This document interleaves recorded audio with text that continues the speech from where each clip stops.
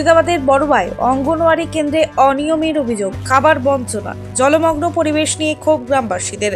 মুর্শিদাবাদ জেলার বড়ুয়া ব্লকের বড়ুয়া দফাদারপাড়ার অঙ্গনওয়াড়ি কেন্দ্রকে ঘিরে একাধিক অনিয়মের অভিযোগ উঠেছে। অভিযোগ, শিশুদের নিয়মিত খাবার দেওয়া হচ্ছে না, কর্মীর অনুপস্থিতি, অপরিষ্কার পরিবেশ। ক্ষুব্ধ গ্রামবাসীরা শুক্রবার বিক্ষোভ দেখান। গ্রামের বাসিন্দা মুর্শিদা বিবি জানান, আমার কার্ড থাকা সত্ত্বেও আমাকে খাবার দেওয়া হয় না। একই অভিযোগ করেন রাজকুমার দফাদার। তার দাবি, সন্তানের কেওয়াইসি সম্পূর্ণ হলেও খাবার দেওয়া হচ্ছে না।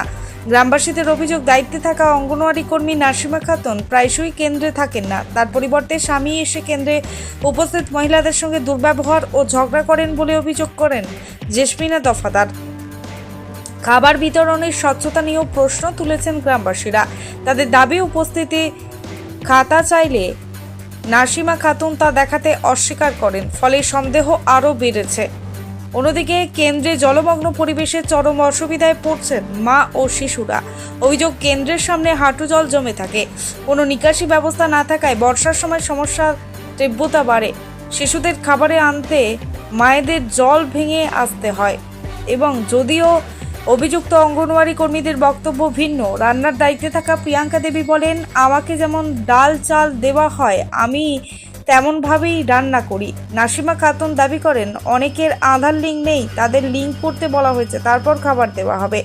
সব মিলিয়ে গ্রামবাসীরা দাবি তুলেছেন, অবিলম্বে এই সমস্যার সমাধান করতে হবে। শিশুদের প্রাপ্য খাবার নিয়মিতভাবে বিতরণ এবং কেন্দ্রের সুষ্ঠু পরিবেশ নিশ্চিত করার জন্য প্রশাসনের দৃষ্টি আকর্ষণ করেছেন তারা। বলছি, আপনাদের কি অসুবিধা একটু বলবেন?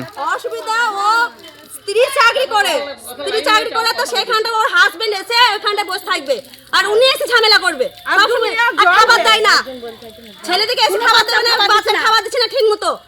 আর কোন অসুবিধা? কি করে যাবেন বলেন, ছেলের মা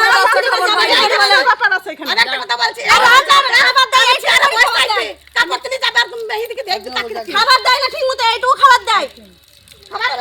আপনার নাম কি?